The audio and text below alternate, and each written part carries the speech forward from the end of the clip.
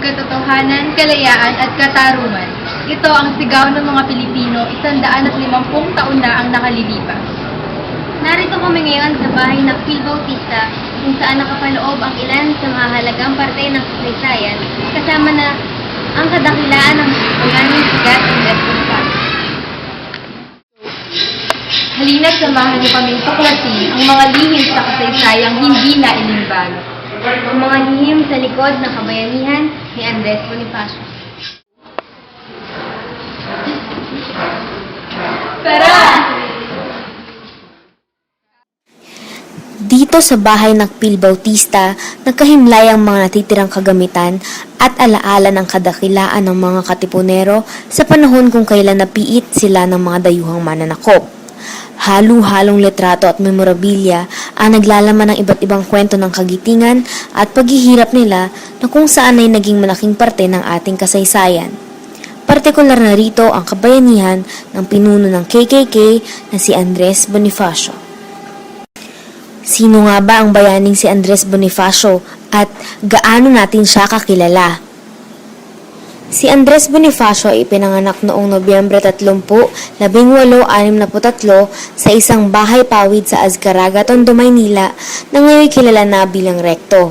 Ang kanyang ama ay si Santiago Bonifacio, isang sastre at lokal na opisyal ng Tondo, at ang kanyang ina naman ay si Catalina de Castro, isang mistisang Inchi Castilla at isang magrorolyo ng tabako sa pabrika sa Maisic na ngayon ay kilala naman bilang Chinatown. Panganay sa 6 na magkakapatid si Andres Bonifacio, ngunit maaga silang naulila ng mamatay sa sakit na TB ang kanyang ina noong taong 1861 na sinundan naman ng kanyang ama 1 taon nang makalipas. Nang siya'y nagbibinata na nagtrabaho si Bonifacio sa iba't ibang bahay kalakal tulad ng Fleming and Company at Carlos Flessel and Company.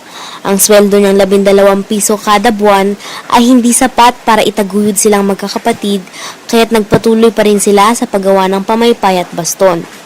Dahil sa galing niya sa pagleletra at pagsulat, gumawa rin siya ng mga panatak sa mga damit at mga poster patalastas para sa mga kumpanyang komersyal. Pagamat kapo sa formal na edukasyon, mahilig si Bonifaciong magbasa. Sa ulado niya ang Florante at Laura ng Kathani Francisco Balagtas at kabisado rin niya ang maraming katutubong alamat tulad ng Bernardo Carpio. Subsob sa pagbabasa si Andres Bonifacio hanggang kailaliman ng gabi. Habang kumakain naman ng tanghalian, nasa harapan niya ang aklat na binabasa. Sa kanyang hilig sa pagbabasa, lumalim ang pag-unawa ni Bonifacio sa mga pangyayaring panlipunan at politikal sa loob at labas ng Pilipinas at sa mga himagsikang masa sa Pilipinas, Europa, Estados Unidos, Mexico at Latin America.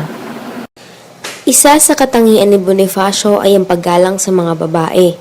Naniniwala siyang ang pagsasamantala sa mga kababaihan ay para na ring pagsasamantala sa sariling ina. Ang unang asawa ni Andres Bonifacio ay nagngangalang Monica na isang magandang kapitbahay. Ngunit 1 taon pagkatapos sila ikinasal, namatay si Monica sa sakit na ketong. Muling nag-asawa si Bonifacio kay Gregoria Caoriang de Jesus. Siya ay taga-Caloocan. Sila ay nagkaibigan ngunit tutol ang mga magulang ni Caoriang dahil si Bonifacio ay isang mason. Noon, itinuturo ng mga Kastila na ang mga mason ay masamang tao na walang Diyos. Pumayag ang mga magulang ni Caoriang nang sabihing ikakasal sila sa simbahan ng Binondo. Sila rin ay ikinasal sa seremonya ng katipunan at noon din bininyagan si Caoriang ng alias na Lakambini. Si Caoriang at Bonifacio ay naging magkatuwang bilang mag-asawa at magkasama sa pakikibaka.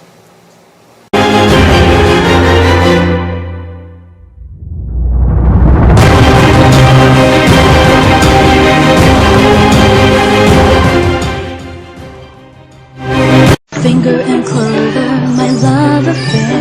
Ano man ang status mo sa buhay, single or it's complicated, rockstar or diva. Lover ng clover, student or teacher, big time or chill lang. Lover ng clover, my clover finger.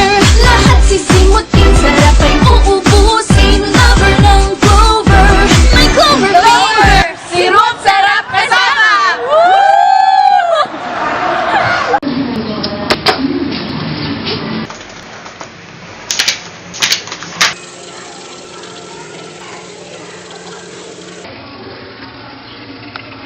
con los terroristas.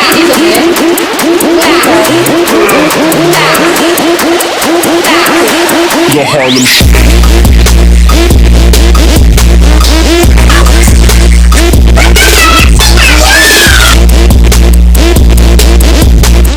Finger and clover, my love affair. Ano man ang status mo sa buhay, single or it's complicated, rockstar or diva. Lover ng clover, student or teacher, big time or chill lang. Lover ng clover, my clover finger.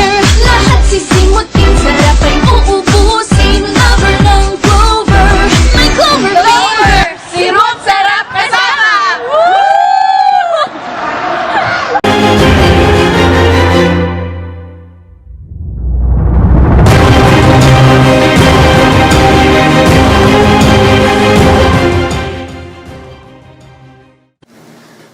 Namulat si Andres sa isang bansang mayroong magulo at mapagsamantalang gobyerno. Noon, nasadlak ang mga mamamayan na siyang naghihirap sa pagsasaka sa maling pagtrato ng mga tagapamahala na siya namang nakikinabang sa aning butil na hindi naman nila pinagtatrabahuan.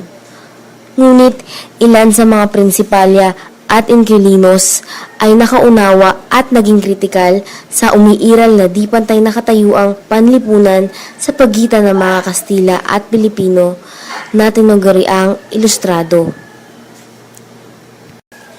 Noong bago umikot ang dekada 1870, umaangal na ang mga panggit ng uri ng lipunan sa mga pang-aabuso ng otoridad at mga praile sa Pilipinas. Sa pangunguna ng mga Pilipinong nagtungo sa Espanya, hiniling nila sa Espanya na maging probinsya nito ang Pilipinas at bigyan sila ng pantay na karapatan tulad ng mga Kastila. Naniniwala silang makakamit ang kanilang kahilingan at reforma sa mapayapang pamamaraan. Pangunahing ginamit nila sa pagpapahayag ng kanilang pagbatikos sa otoridad ay ang panulat. Ang pakikibakang ito ay tinaguriang kilusang propaganda sa ating kasaysayan. Naglathala ang mga propagandista ng diaryong La Solidaridad. Ang unang labas nito ay noong Pebrero 15, 1889 sa Barcelona, Espanya. Ito ay pinamatnugutan ni Graciano Lopez Haina na sinundan ni Marcelo H. del Pilar noong Disyembre taong 1889.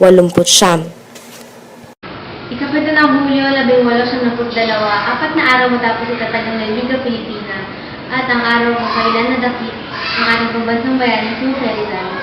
Ito rin ang araw kung kailan itinatag ang KKK o ang kataas-taasan, kagalang-galang na katipunan ng mga anak ng bayan. Noong 19 ng Agosto taong 1876, pinasubalian sina Bonifacio at Emilio Jacinto ng mga espiya ng Katipunan na kumikilos sa loob ng opisina ng gobernador ng Maynila na nadiskubre na ng mga Kastila ang Katipunan at pinaguhuli na ang mga pinaghihinalaan. Kagyat nagpunta sina Bonifacio sa Hilagang Maynila kung saan malawak ang organisasyon ng Katipunan mula Caloocan hanggang San Mateo Montalban at mula Marikina hanggang Mandaluyong.